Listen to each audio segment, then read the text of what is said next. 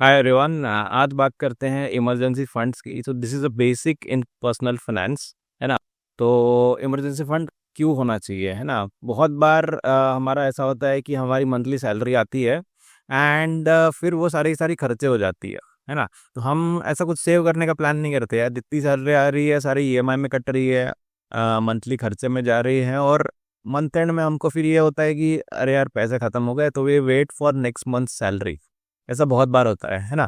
फिर कभी जब इमरजेंसी आ गई, कुछ मतलब कुछ हेल्थ इश्यू आ गया, कुछ गाड़ी खराब हो गई, या फिर घर में कुछ चीज़ टूट गई, इमरजेंसी में मोबाइल मोबाइल खराब हो गया, तो उस टाइम पे क्या होता है कि हमारे पास क्रेडिट कार्ड होता है, तो हम उसको स्वाइप कर लेते हैं, फिर इससे उससे मांगते रहते हैं, है ना।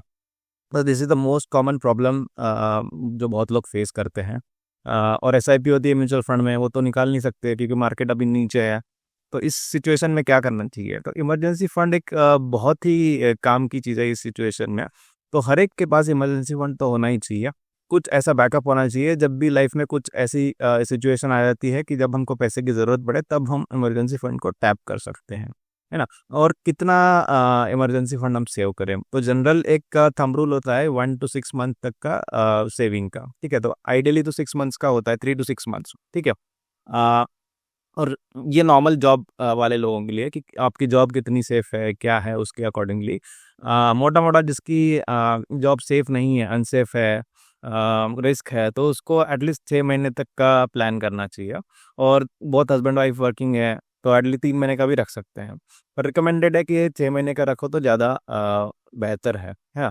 और जो कोई अज्यूम करते हैं कि बिजनेस कर रहे हैं, तो बिजनेस में काफ़ी इनकम फ्लक्चुएटिंग होती है ना। तो डिपेंडिंग अपॉन आपका बिजनेस कितना रिस्की है और कितना इनकम आपकी स्टेबल नहीं है, तो आपको अराउंड 1 year to 2 year तक का एक्सपेंसेस, मंथली एक्सपेंसेस हमको सेव करना चाहिए। अब हम इसको कैसे प्लान करें, है ना। तो कैलकुलेट करो आपका मंथली खर्चा कितना है ना। मंथली आप खर्चा लिख लो कि कितना कितना खर्चा होता है, एंड उस खर्चे के हिसाब से आप अराउंड 6 महीने का टारगेट बनाओ, ठीक है। अगर आपके पास फिलहाल कुछ भी नहीं है और मंथली जो भी इनकम है वो सारी की सारी जा रही है, तो सारा का सारा इकट्ठा आप तुरंत तो नहीं बना सकते। तो उसमें इनिशियल चालू करो, है ना। अ, ऐसे खर्चे पहले आप कम कर सकते हो जो कि वेस्टफुल है।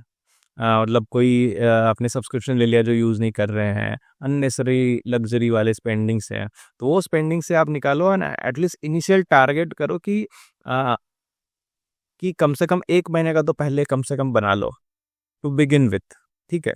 एंड देन फिर उसको सेव करते करते 3 to 6 मंथ्स तक का लेके जाओ, है ना। एंड फिर नेक्स्ट क्वेश्चन आता है, इसको कहाँ पे रखें? ठीक है, तो इसको मोस्ट लाइकली म्यूचुअल फंड में, है ना, इक्विटी में, शेयर्स में, ऐसी चीज़ों में नहीं रखना चाहिए। तो इसके आप 2-3 पार्ट्स कर सकते हो।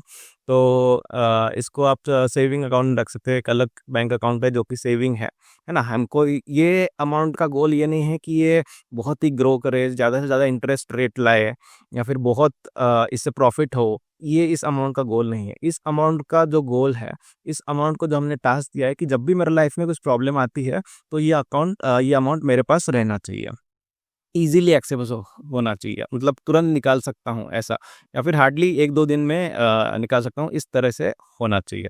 तो कहाँ-कहाँ रख सकते हैं? एक तो सेविंग अकाउंट हो गया, एक दूसरा सेविंग अकाउंट खोल लो, ठीक है, या फिर मल्टीपल होंगे तो एक एक सेविंग अकाउंट बना लो इमरजेंसी फंड का।